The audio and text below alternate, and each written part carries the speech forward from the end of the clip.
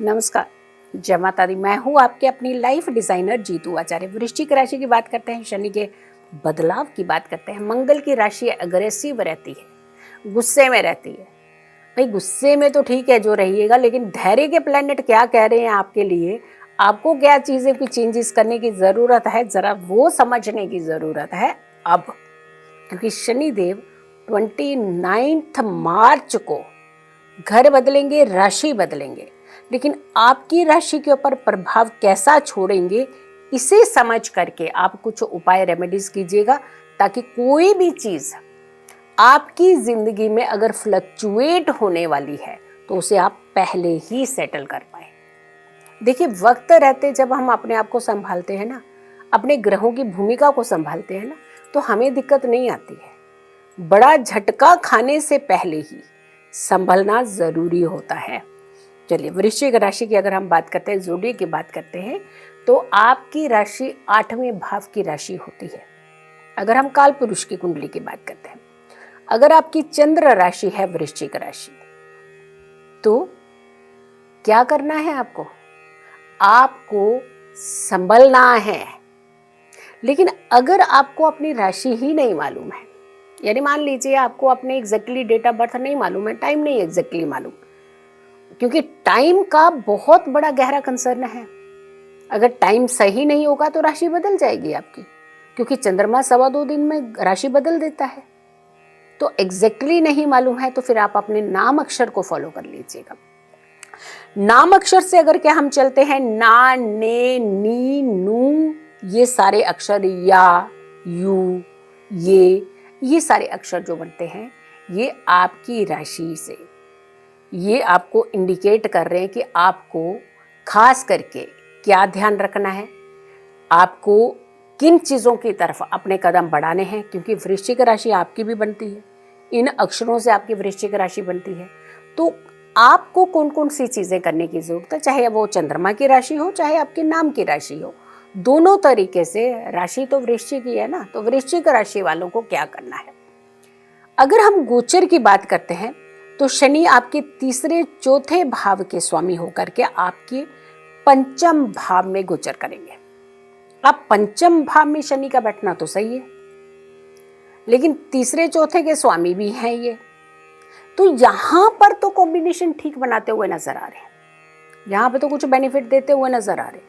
लेकिन अगर कि हम इनकी दृष्टियों की बात करते हैं, दृष्टियों का किस तरीके का आपके ऊपर संबंध रहेगा, प्लस आपका जो पाया है वो कौन सा रहेगा, तो पाया तो आपका चांदी का रहने वाला है, यानी आपको कुछ ना कुछ बेनिफिट देते हुए नजर आएंगे। लेकिन अगर हम दृष्टियों की बात कर रहे हैं, सप्तम भाव के ऊपर दृष्टि, एकादश भाव के ऊपर दृष्टि और आपके द्वितीय भाव के ऊपर दृष्टि, तो सप्तम भाव कौन सा हो गया? शादी का। अब शादी के लिए जो प्लान करने वाले थे तो वो तो रुक जाइए, आप थोड़ा सा डिले होना है आपका। और अगर आप सोच रहे कि हम तो इस बार ना शादी कर ही लेंगे, यानी कुछ समय से आपके अंदर प्लानिंग तो चल रही थी, लेकिन जब मिल रहे थे तब तो आपने किया नहीं, लेकिन आप सोच रहे हैं कि अब कर लेते हैं, यहाँ पे डिले के चांसेस दिख रहे हैं। हो सकता है थोड़ा सा डिले का सामना आपको करना पड़ सकता है। लेकिन वहीं अगर हम दूसरे एकादश भाव की देखते हैं, द्वितीय भाव को देखते हैं, तो यहाँ दोनों एकादश और द्वितीय, ये दोनों धन को इंडिकेट कर रहे हैं। यानी एकदम से अगर आप सडनली पैसा लगाने का कहीं सोच रहे थे कि हम इन्वेस्टमेंट कर लेंगे, या फिर आपको किसी ने सलाह दे दी कि चलो हम नया काम खोल देते, तुम ना नौकरी छोड़ दो, हम काम कर लेते हैं इकट्ठे, तो यहाँ पर बड़ा सोच समझ करके रहिएगा, क्योंकि यहाँ पर आपको दिक्कत हो सकती है।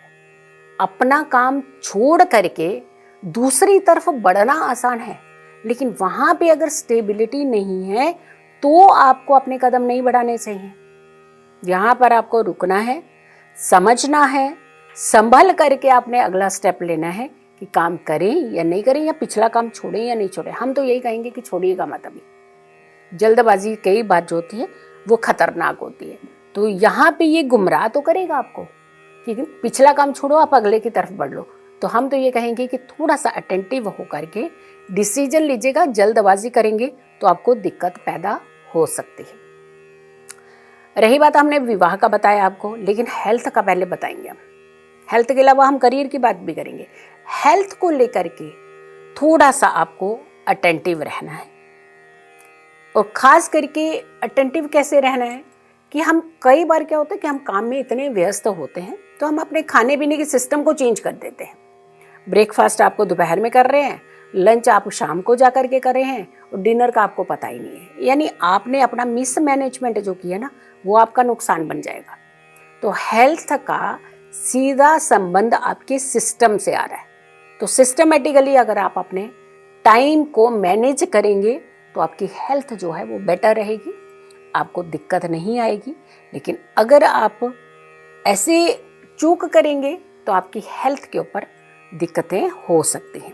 लेकिन वहीं अगर कि हम आपके करियर की बात करते हैं तो करियर में आपको काम तो मिलेंगे, कुछ न्यू अपॉर्चुनिटीज़ में मिलेंगे, नए हो सकता प्रोजेक्ट करने को भी मिलेंगे। लेकिन हम फिर कह रहे हैं कि पिछला छोड़ने से पहले किसी की सलाह लीजिए, उसके बारे में छानबीन कर लीजिए, फिर आप कदम बढ़ाइए ताकि आपको आगे से मुंह की ना खानी पड़े। और अगर ऐसा हुआ तो फिर तो नुकसान हो जाएगा ना, क्योंकि आपका अस्तित्व तो हिलेगा। फिर स्टेबिलिटी जो है वो तो निकल जाएगी आपकी, और आप स्टेबल नहीं रहेंगे तो आपके परिवार के ऊपर इसका कहीं ना कहीं इफेक्ट पड़ेगा। तो घर की लाइफ भी आपकी डिस्टर्ब हो सकती है। तो ध्यान रखिएगा, इस बार कोई भी फैसला लेने जा रहे हैं तो आपने सोच समझ करके लेना है। क्या उपाय करने चाहिए आपको तो रेगुलर उपाय करने हैं। एक तो आपका मन भी शांत होगा, और दूसरा आपको कोई भी दिक्कत आने वाली होगी तो उसका रास्ता पहले, समाधान जो है वो पहले ही निकल जाएगा आपका। एक तो आपने हर शनिवार को अगर हो सके तो मेडिसिन डोनेट करनी है।